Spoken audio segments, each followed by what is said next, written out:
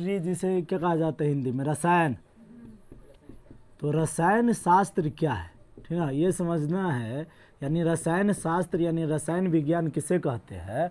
तो विज्ञान की वह शाखा जिसके अंतर्गत पदार्थ के गुण, संगठन, संरचना, क्रिया, प्रतिक्रिया के बारे में अध्ययन करेंगे तो उसी को कहा जाता है क्या? रसायन। समझ गया ना? यानी रसायन में इसमें क्या होता है? रासायनिक क्रिया होता है। तो क्रिया, प्रतिक्रिया, उसकी गुण, संरचना इत्यादि के बारे में जो अध्ययन किया जाता है तो उसी विज्ञान को कहा जाता है क्या? रसायन शास्त्र। और रसायन शास्त्र का कहेगा खोज किसने किया? तो रसायन शास्त्र का खोज किया था लेवोजियर। किसने? लेवोजियर ने। समझ गया? यदि कहेगा रसायन शास्त्र का जनक किसे कहा जाता है? तो लेवोजियर को, ठीक ना। रसायन शास्त्र का जनक किसे कहा जाता है? लेवोजियर को, ठीक ना। तो इसमें सबसे पहले रसायन शास्त्र में सबसे पहला चैप्टर जो है हम पदार्थ के बारे में पढ़ेंगे, ठीक ना। यानी पदार्थ क्या होता है, जिसे इंग्लिश में मैटर बोला जाता है। मैटर न बोला जाता है, मेटल। मेटल मतलब धातु हो गया, ठीक ना। मेटल में से धातु हो जाता है। पदार्थ जो हो गया कि यानी कहेगा पदार्थ किसे कहते हैं? तो पदार्थ किसे कहते हैं? जो स्थान घेरे, जो रुकावट डाले, जिसमें भार हो और हम अपने ज्ञानेंद्रियों द्वारा अनुभव कर सके, उसी को क्या कहा जाता है? पदार्थ कहा जाता है। समझ गए? यदि कहेगा पदार्थ किसे कहा जाता है तो जिसमें क्या हो? भार हो, द्रव्यमान हो, रुकावट डाले, स्थान घेरे और जिसे हम अपने ज्ञानेंद्रियों द्वारा अनुभव कर सके उसी को क्या कहेंगे? पदार्थ। जैसे देखो ये क्या है? पेन जो है ये क्या है? यदि मतलब कहीं पर रखते तो स्थान घेरता है, द्रव्यमान होता है, भार है, तो इसीलिए ये क्या हो गया? पदार्थ हो गया। समझ गया ना? जैसे ब्लैक बोर्ड भी ये क्या है? पदार्थ। समझ गया ना? तो पदार्थ का अर्थ मतलब हो गया क्या? जो स्थान घेरता है। जैसे कुर्सी, कुर्सी क्या हुआ? पदार्थ हुआ। तो पदार्थ। समझ गया? तो परिभाषा जो होता है ना, कंपटीशन में पूछता नहीं परिभाषा। समझ गया? इसका जो मेन है आगे बताएंगे कि क्या सब पूछता है। तो पदार्थ कहेगा तो पदार्थ समझ गया जो स्थान घेरे, द्रव्यमान हो, भार हो, जो रुकावट डाले, नहीं यानी अवरोध उत्पन्न करे तथा जिसे हम अपने ज्ञानेंद्रियों द्वारा अनुभव कर सके उसी को क्या कहा जाता है? पदार्थ। और पदार्थ को वर्गीकरण जो किया गया है यानी दो आधार पर, एक रासायनिक आधार पर और दूसरा भौतिक आधार पर, ठीक ना। पदार्थ को कहेगा कितने आधार पर वर्गीकरण किया गया है? तो दो आधार पर, ठीक ना। पदार्थ का वर्गीकरण दो अवस्था से किया जाता है यानी दो प्रकार से किया जाता है। एक हो गया क्या? भौतिक, भौतिक अवस्था से, ठीक ना। दूसरा क्या? रसायन। तो भौतिक अवस्था में जैसे हो गया ठोस, द्रव, गैस, ठीक ना। यानी कहेगा भौतिक अवस्था के अनुसार पदार्थ कितने प्रकार के होते हैं? तीन प्रकार के, ठीक ना। यानी भौतिक यानी पदार्थ कहेगा तो भौतिक अवस्था में पदार्थ कितने प्रकार के होते हैं? तीन। और रसायन में कहेगा तो रसायन हो गया, रसायन में भी होता है तीन। रसायन में कहेगा तो कितने? तीन। कौन? तत्व, यौगिक और मिश्रण, ठीक ना। तत्व, यौगिक और मिश्रण। और फिर तत्व को भी आगे बांटा गया है धातु, अधातु, उपधातु में। नहीं, धातु, अधातु, उपधातु में बांटा गया नहीं तत्व को। तो इस प्रकार से बांटा गया। तो इस प्रकार से हम पढ़ेंगे पहले यानी भौतिक अवस्था में जो ठोस, द्रव, गैस के बारे में पढ़ेंगे, ठीक ना। ये हो जाएगा तब हम रासायनिक अवस्था में जाएंगे। तो यदि कहेगा भौतिक अवस्था यानी भौतिक अवस्था के आधार पर पदार्थ कितने प्रकार के होते हैं? तीन। कौन कौन? ठोस, द्रव और गैस, ठीक ना। ठोस, द्रव और गैस। यदि कहेगा ठोस क्या है, हम सबसे पहले ठोस के बारे में पढ़ते हैं, ठीक है। तो चलो मिटा देते हैं। देखो ठोस, सबसे पहले हम ठोस का गुण पढ़ेंगे। ठोस क्या होता है? तो ठोस का मतलब क्या हो? जिसका आकार और आयतन दोनों निश्चित हो, नहीं उसी को क्या कहा जाता है? ठोस कहा जाता है। यदि कहेगा ठोस किसे कहा जाता है तो जिसका आकार और आयतन दोनों निश्चित हो उसे क्या कहा जाता है? ठोस। इसका मतलब ठोस का पहला गुण क्या हो गया? आकार और आयतन क्या होता है? निश्चित होता है। आकार और आयतन क्या होता है? निश्चित होता है। आकार और आयतन निश्चित होता है। पहला गुण तो ये हो गया, नहीं, ठोस क्या समझेंगे? जो जिसका आकार और आयतन दोनों निश्चित रहेगा तो उसी को क्या कहेंगे? ठोस कहेंगे। ठीक है, समझ गया? जैसे कोई पत्थर है तो पत्थर को कभी भी जैसे छोड़ेंगे वैसे ही रहेगा, तो आकार और आयतन दोनों का क्या होता है? निश्चित होता है। ठीक है, इसीलिए पत्थर क्या हो गया? ठोस। ईंट क्या हो गया? ठोस। लकड़ी क्या हुआ? ठोस हो गया। समझ गया ना? जिसका आकार और आयतन दोनों निश्चित होता है उसी को क्या कहा जाता है? ठोस। तो आकार मतलब जान गया ना? आकार मतलब आकृति, जैसे आकृति रहता है वैसे ही रह जाता है, तो उसी को कहा जाता है क्या? ठोस। ठीक। और आयतन का अर्थ हो गया, आयतन क्या हो गया? आयतन क्या होता है? आयतन का मतलब जैसे देखो ये बोतल है ना? बोतल में जो पानी भरा है तो ये क्या हो गया? बोतल का आयतन हो गया। समझ गया ना? जितना पूरा भरा रहेगा तो ये इसका क्या हो जाएगा? आयतन हो जाएगा। समझ गया? आयतन मतलब जो मतलब खाली ना उसे जो पूर्ण रूप से भरा जाता है, जितना, जैसे इसमें कहेगा वायु का आयतन कितना है, तो ये यानी बोतल का हम आयतन निकाल देंगे तो वही हो गया क्या? वायु का आयतन, यानी जो पूर्ण रूप से भरा रहता है। समझ गया ना? आयतन यही होता है। समझ? आयतन और आकार में समझने में प्रॉब्लम है। आकार मतलब जानता है, मतलब लंबाई चौड़ाई ऊंचाई जो आकार होता है ये हो गया आकार। आयतन मतलब उसमें जो भरा रहता है, जैसे किसी डिब्बा लेंगे तो डिब्बा में जो भरा रहता है तो वो हो गया उसका क्या? आयतन हो गया। समझ गया ना? जैसे इसी मतलब डिब्बा किसी में ले लेते हैं, डिब्बा लेते हैं, उसमें बालू भर देते हैं, तो जितना बालू अटा ना तो वह हो गया उसका क्या? आयतन हो गया। तो आयतन समझ में आया। और दूसरा गुण हम जाएंगे तो दूसरा गुण होता है, यानी ठोस में अंतरान्विक का स्थान बहुत ही कम होता है। अंतरान्विक स्थान क्या होता है? बहुत कम होता है। तो अंतरान्विक स्थान मतलब जान गया? यानी अंतरान्विक स्थान का मतलब होता है यानी पदार्थों के कणों के बीच जो रिक्त स्थान होता है उसी को कहा जाता है क्या? अंतरान्विक स्थान कहा जाता है। जैसे ठोस पदार्थ क्या होते हैं? आपस में एक दूसरे से सटा रहता है, इसीलिए ना उसका आकृति जल्दी नहीं बदलता है। उसको मतलब जब हम फोड़ते हैं या तोड़ते हैं तब उसका आकृति बदलता है, अपने आप तो नहीं बदलता है। समझ गए ना? तो इसका मतलब उसका स्थान जो होता है काफी मतलब क्या होता है? कम होता है, जिसके कारण क्या होता है? एक दूसरे से सटा रहता है, इसीलिए वह क्या होता है? अधिक मजबूत होता है। ठीक ना? ये क्या हो जाता है? ठोस मजबूत, यानी कठोर अधिक होता है, तो ठोस कठोर होता है। कठोर और क्या होता है? मजबूत। समझ गया? क्यों होता है? क्योंकि वो अंतरान्विक का स्थान क्या होता है? बहुत ही कम, जिसके कारण वह क्या होता है? काफी सटा है। जैसे हम ले लेते हैं, यदि लकड़ी रहता है तो यदि 4-5 को लकड़ी है उसको हटा हटा कर रखते हैं तब तोड़ते हैं तो क्या होता है? एक एक तोड़ेंगे तो पूरा का पूरा टूट जाता है। टूटता है कि नहीं टूटता है?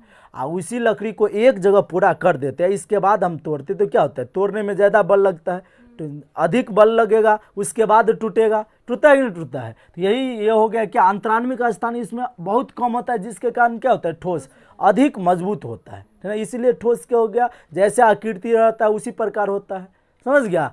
इसके बाद यदि कहेगा अंतरान्विक आकर्षण बल। अंतरान्विक आकर्षण बल क्या होता है इसका? अंतरान्विक आकर्षण बल अधिक होता है।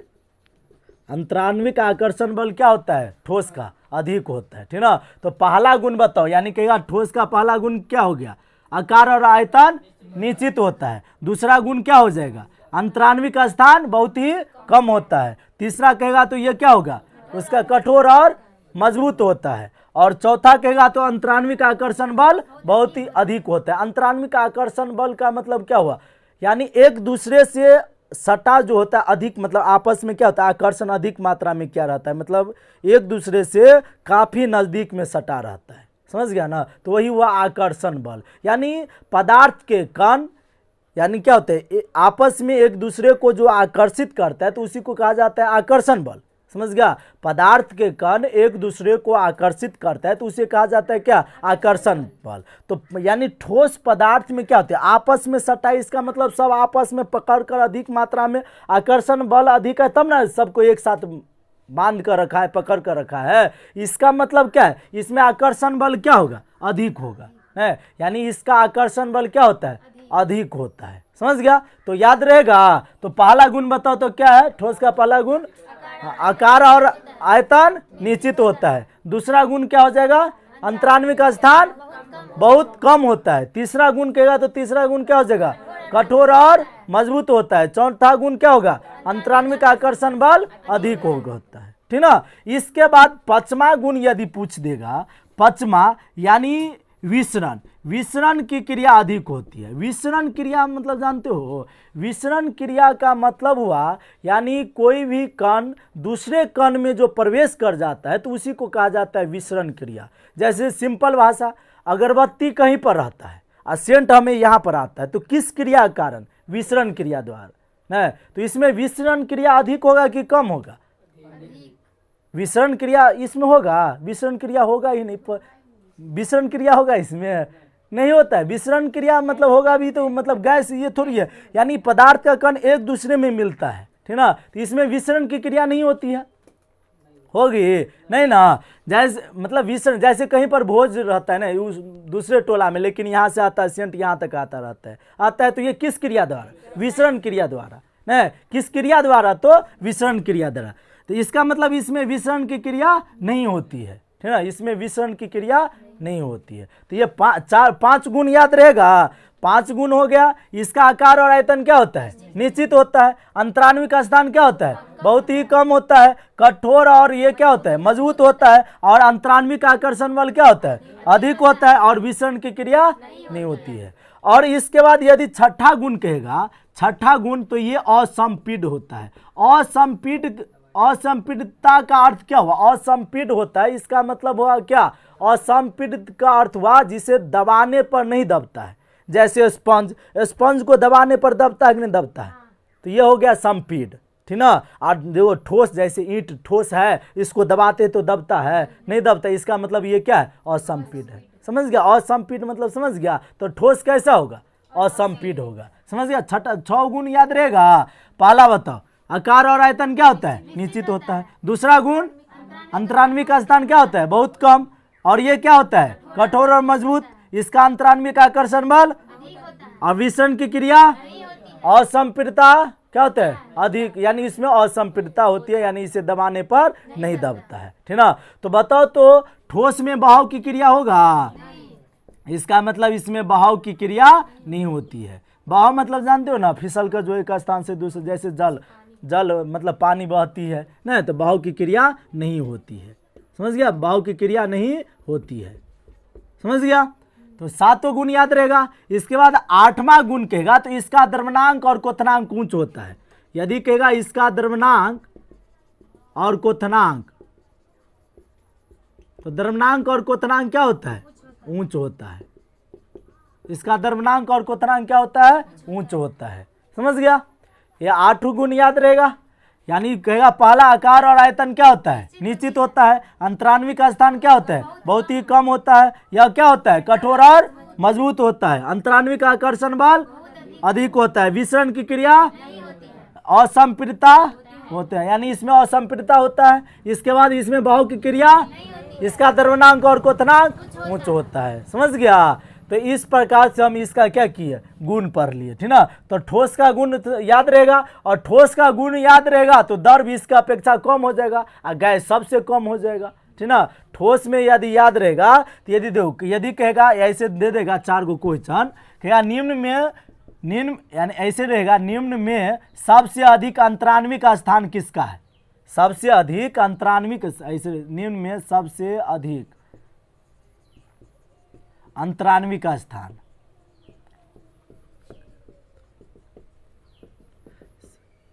सबसे अधिक अंतरान्विक स्थान किसका है। तो ऑप्शन रहेगा ठोस, द्रव, गैस, इनमें सभी।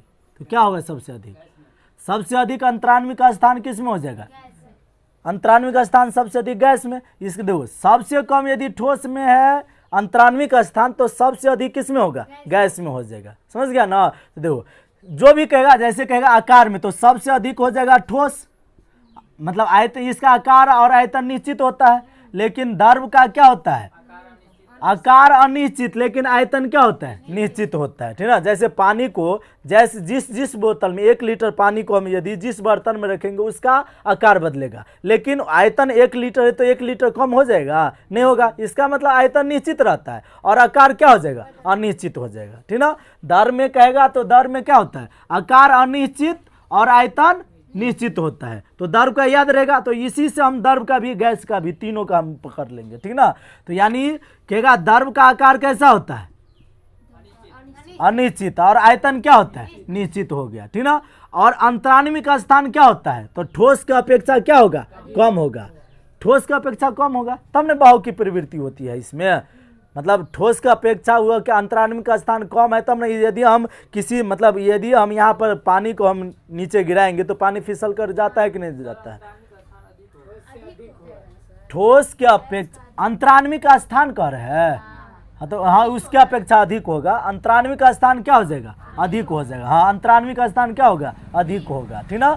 यानी सबसे अधिक हो गया अंतराण्विक स्थान, यदि सबसे कम कहेगा तो किसका, ठोस का, इसके बाद किसका, द्रव का, इसके बाद किसका, गैस का। यदि अंतराण्विक स्थान सबसे कम कहेगा तो सबसे कम अंतराण्विक स्थान किसका है, सबसे कम है ठोस का। इसका कम कहेगा अंतराण्विक स्थान किसका, ठोस का, इसके बाद किसका, द्रव का, इसके बाद क्या, गैस का। तो इसका मतलब तीनों का गुण हम साथ साथ चल रहे हैं। एक पहले हम पूरा याद कर लिया, उसके अनुसार चलते जाएंगे। जैसे कहेगा तो कठोर और मजबूत द्रव होता नहीं है, ठीक ना, कठोर और मजबूत होता है नहीं, तो इसका गुण ये लेना नहीं है, समझ गया ना। इसके बाद चलते अंतराण्विक आकर्षण बल। इसका सबसे अधिक अंतराण्विक आकर्षण बल किसका है, ठोस का। इसका मतलब सबसे कम किसका हो जाएगा, गैस का। यदि अंतराण्विक आकर्षण बल सबसे कम कहेगा तो किसका, गैस का, इसके बाद किसका, द्रव का, इसके बाद क्या,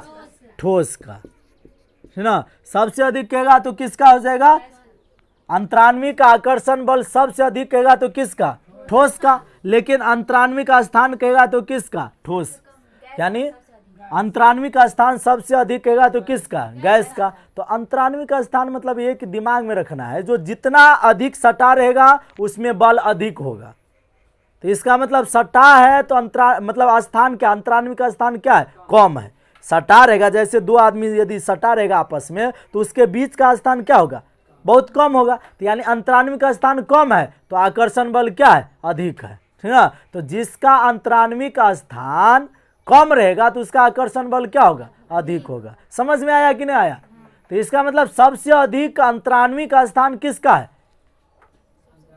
अंतराण्विक स्थान गैस का। इसका मतलब उसमें सबसे कम क्या हो जाएगा, आकर्षण बल। तब न छिड़िया रहा है, कहीं से कहीं भाग रहा है, ठीक है। यदि विसरण की क्रिया कहेगा तो सबसे अधिक किस में होता है, गैस में। उसके बाद होगा किस में, इसके बाद होगा द्रव में। तो द्रव भी मिलता है कि नहीं मिलता है आपस में। इसके बाद होगा किस में, ठोस में। ठोस को भी मिलाएंगे, जैसे मतलब ठोस में सीमेंट बालू को मिलाते हैं तो ये मिलता है, लेकिन ये पूर्ण रूप से सब जैसे गैस में मिल जाता है, मतलब होता है, तो इस प्रकार तो नहीं हो। मतलब ठोस में जो होता है विसरण की क्रिया नहीं होती है। ठोस में विसरण की क्रिया नहीं होती है, लेकिन द्रव और गैस में विसरण की क्रिया होती है, ठीक ना। द्रव और गैस में क्या होते हैं, विसरण की क्रिया होती है। तो सबसे अधिक विसरण की क्रिया किस में, गैस में। इसके बाद किस में, द्रव में। नहीं, सबसे अधिक कहेगा तो किस में, गैस में। इसके बाद किस में, द्रव में, ठीक ना। इसके बाद है क्या, असंपीड़ितता है। तो असंपीड़ितता कहेगा तो ये तो ठोस तो असंपीड़ितता होता है, लेकिन द्रव क्या होता है, ठोस की अपेक्षा कम होता है, यानी इसकी अपेक्षा कम असंपीड़ितता होता है। यानी उसको दबा, जैसे पन्नी में रखते हैं, पानी को दबाते तो दबता रहता है कि नहीं दबता रहता है। बैलून में रखते हैं, इसको दबाता है, मतलब पानी को दबाते हैं तो दबता है कि नहीं दबता है। इसका मतलब इसमें होता है क्या, कम। ठोस की अपेक्षा क्या होगा, कम असंपीड़ितता होगा। लेकिन गैस में क्या हो जाता है, संपीड़ितता हो जाता है। नहीं, गैस को दबाने पर दबता है। इसके बाद ये द्रव भी दबाने पर दबता है, तो गैस की अपेक्षा क्या, हाँ देखो, यदि संपीड़ितता में कहेगा तो ये ठोस मतलब क्या हो गया, असंपीड़ितता हो गया। तो ठोस को असंपीड़ितता छोड़ दिए। यदि संपीड़ितता में कहेगा तो सबसे अधिक संपीड़ितता किस में होगा, गैस में। इसके बाद किस में होगा, द्रव में। यदि संपीड़ितता का बात कहेगा, संपीड़ितता का बात करेगा तो सबसे अधिक किस में, गैस में। उसके बाद किस में, द्रव में। है, गैस को मतलब गैस को भर लेते बैलून में, तब दबाते तो जितना दबता है वहाँ तक लेकर जाता है। जैसे बैलून को फुला लेते हैं, उसको मुंह पकड़ कर उसके क्या कहते हैं, पेंदी में भिड़ा कर ऐसे रबर बांधता है कि नहीं, उसको कदीमा वाला कहते नहीं है, यही नहीं कहते, कदीमा वाला थी फूकना।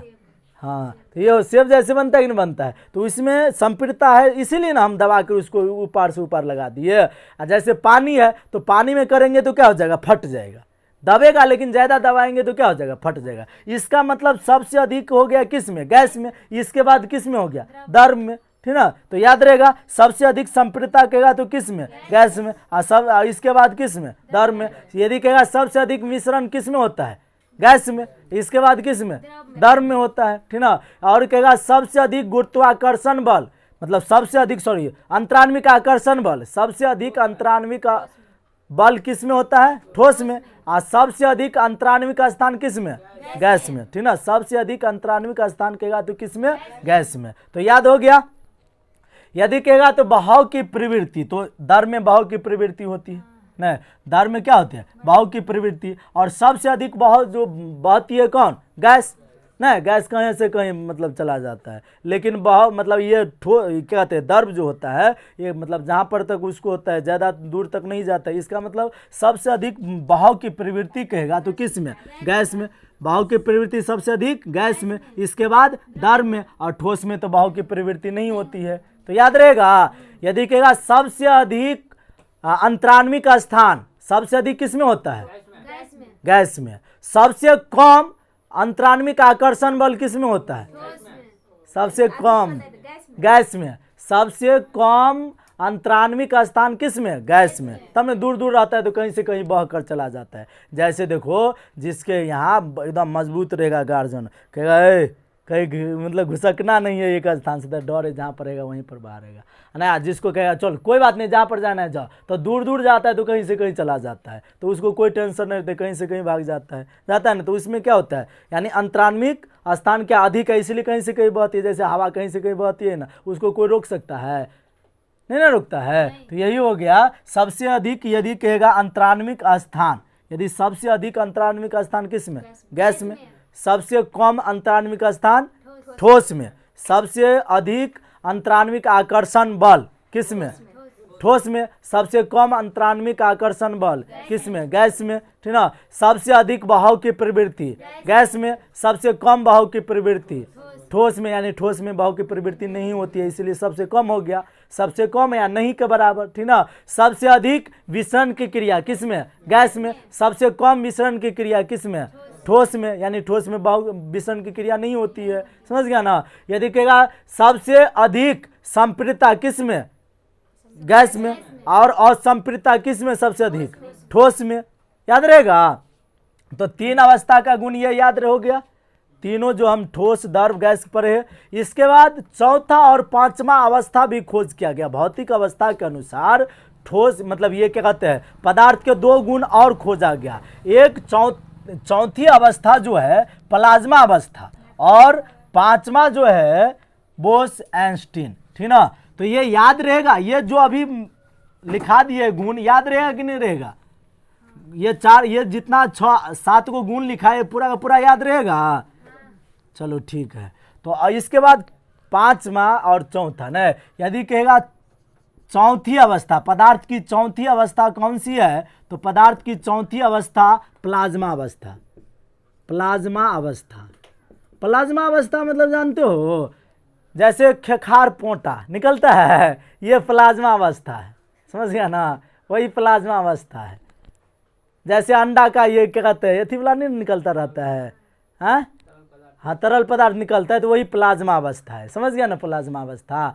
तो सूर्य और तारों में जो ऊष्मा उत्पन्न होता है किस अवस्था के कारण, प्लाज्मा अवस्था, यानी पदार्थ के चौथी अवस्था के कारण, ठीक ना। यानी सूर्य और तारे में कहेगा जो ऊष्मा उत्पन्न होता है पदार्थ की कौन सी अवस्था के कारण, प्लाज्मा अवस्था, ठीक ना। यदि पदार्थ के चौथी अवस्था कहेगा कौन सा अवस्था है, प्लाज्मा अवस्था, समझ गया ना, प्लाज्मा अवस्था समझ गया। यदि कहेगा सूर्य और तारों के ऊष्मा यानी ताप का जो ताप निकलता है, ताप होता है किस अवस्था के कारण, प्लाज्मा अवस्था, यानी पदार्थ के चौथी अवस्था। इसके बाद पदार्थ के पांचवी अवस्था, पांचवी अवस्था जो है बोस-आइंस्टीन, ठीक ना। यानी बोस आइंस्टीन जो है पदार्थ के कौन सा अवस्था, पांचवी अवस्था, और इसका खोज किया गया 1920 में, ठीक ना।